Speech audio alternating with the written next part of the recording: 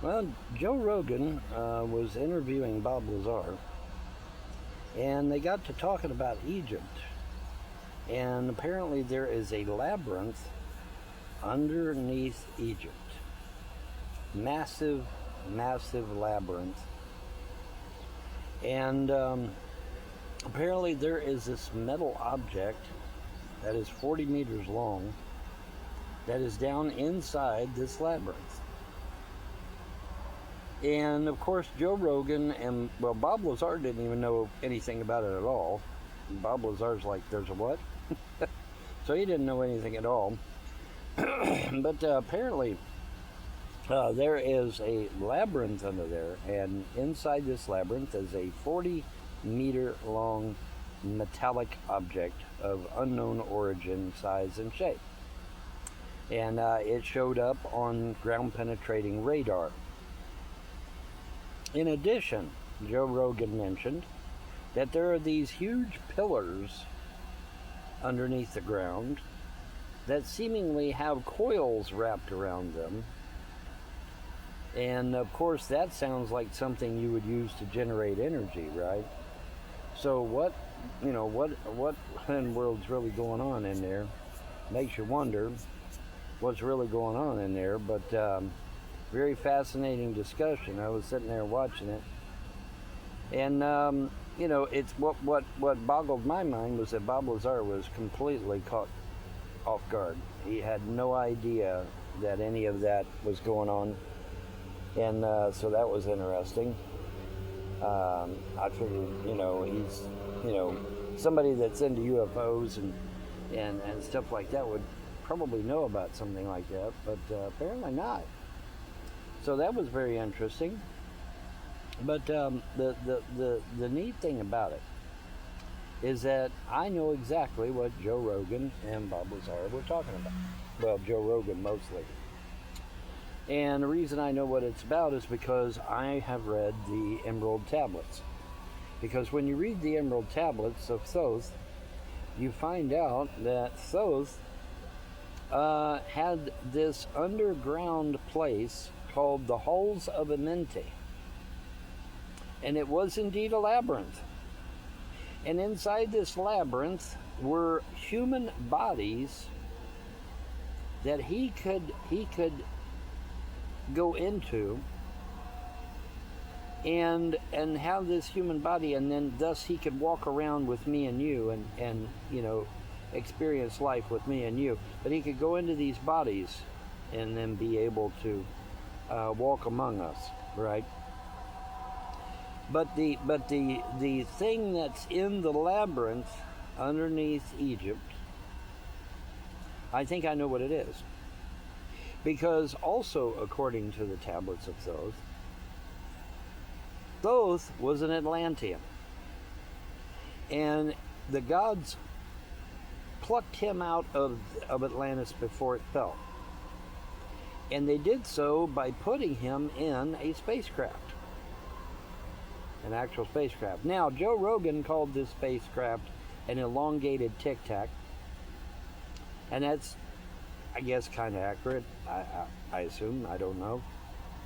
But the point is that the gods allowed Thoth to have this spacecraft, him and several of his friends, and they flew this spacecraft to Egypt, which was inhabited by savages at the time.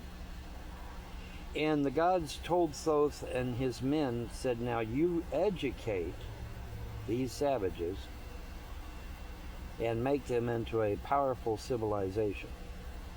And so that's exactly what Thoth and his men did. And thus, when Joe Rogan brought up the labyrinth, I had a real good idea what he was talking about. Because Thoth talked about the Halls of Amenti. And what is it? That's a labyrinth. That's an elaborate underground structure that had a whole bunch of empty bodies. And then, like I said, he would enter these bodies and then come up to the surface and just chill out with humans, And the humans had absolutely no idea who was there. Had no idea it was him, They just thought it was some other human just walking around. And it was actually Thoth hanging out with normal people like me and you, you know. And he took great delight in doing that because they had no clue. The humans had no clue it was him, none. And so he's just sitting there chilling, you know, hanging out with them. It's like, yeah, man, hey, how's it going, you know?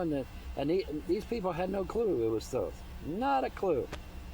Now that would have been cool. That would have been cool to see. I would have liked to have seen that myself. That would have been very cool to see.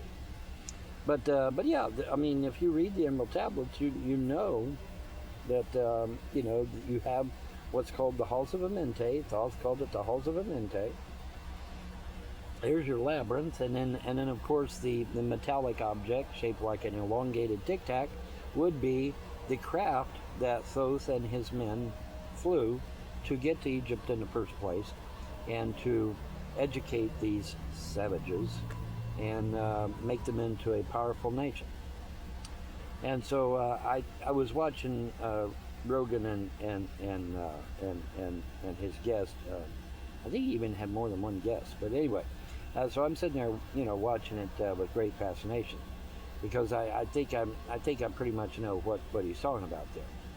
Now, you know, I'm not, you know, I mean, am I 100% convinced? Well, no, not exactly, but I mean, it makes sense. You know, it makes sense what he's talking about there. But the nice thing about it is that this has all been confirmed by ground penetrating radar. This is not speculation. It's not hyperbole. It's not, you know, Joe Rogan eating too much pizza. Scientists have actually confirmed this shit. So, and Bob Lazar was clueless. He had no idea any of that shit existed.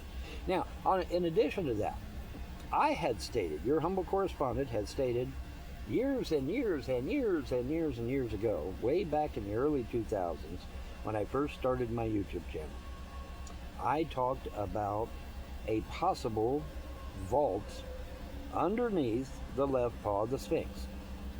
And you know, I don't even remember how that information came to me.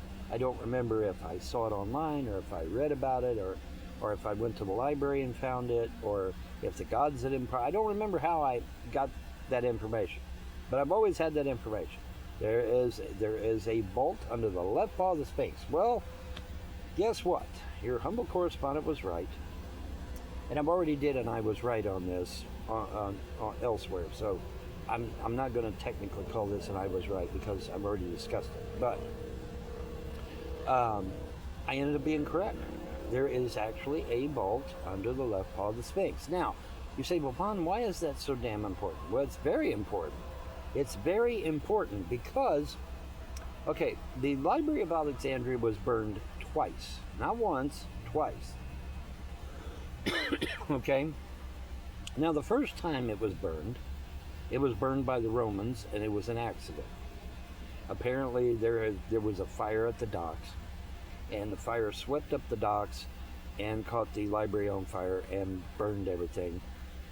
And Cleopatra said, hey, it's all cool. I know it's an accident. You know, because the Romans were like, man, it's an accident. It wasn't, you know. And she's like, I know it's an accident. It's all good.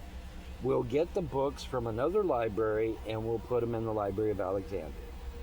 And so they did so. And so everything was cool for a long time. Well, here come the Muslims. Them books is from the devil. And it's like, oh shit, here we go. Okay, so the Muslims said all the books were from the devil, and they burned the Library of Alexandria to the ground. So the theory goes that some, or perhaps all, of the books, before the Muslims had a chance to burn the library down completely, some of the books, or all of the books, or a majority of the books, may have been whisked away to that underground vault under the left paw of the Sphinx and preserved there. Or perhaps further copies of all the books may be held there. Now you say, well, Vaughn, why is it so damn important? It's very important because those books may tell us exactly how these pyramids were built. They may tell us how the Sphinx originally looked and how it was built. You know, there's a lot of things, a lot of information, you know, that we just don't have that would be absolutely vital to get, that these books could tell us. And so, I am very, very excited. I am very, very excited. I was very excited about finding the halls of Amente, aka this labyrinth that Joe Rogan says they discovered. Now, the pillars with the coils around them, that is interesting, because there's speculation, and admittedly it is speculation, but there's speculation that pyramids are power nodes, that they are power nodes, and that if you know how to turn these power nodes on, you can theoretically stop an asteroid as it's coming to kill us. You can just stop that sucker or destroy it.